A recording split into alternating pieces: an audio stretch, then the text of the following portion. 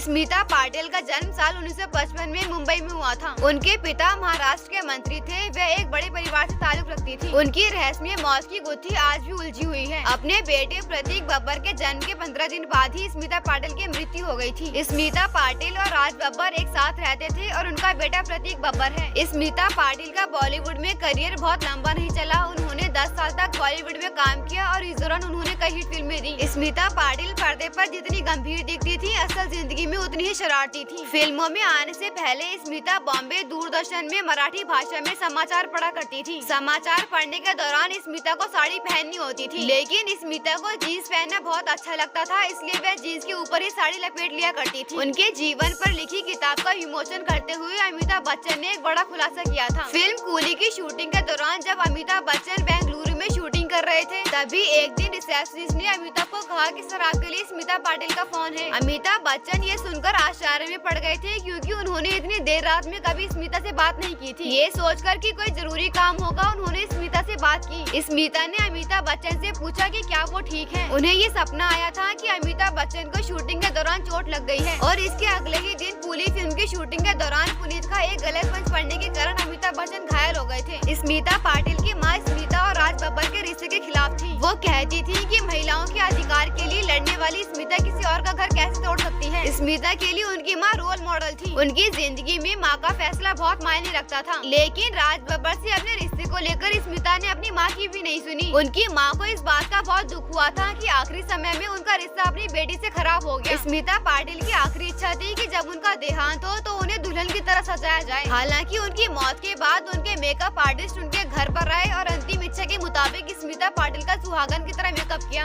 स्मिता पाटिल ने अपने छोटे फिल्मी सफर में ऐसी फिल्में की जो भारतीय फिल्मों के इतिहास में मील का पत्थर बन गई। उनकी छाप छोड़ने वाली फिल्मों में जहां भूमिका, मिर्च मसाला और निशान जैसी कलात्मक फिल्में शामिल हैं। वैसे आपको स्मिता पाटिल कैसी लगती थी, हमें कमेंट करके जरूर बताएं।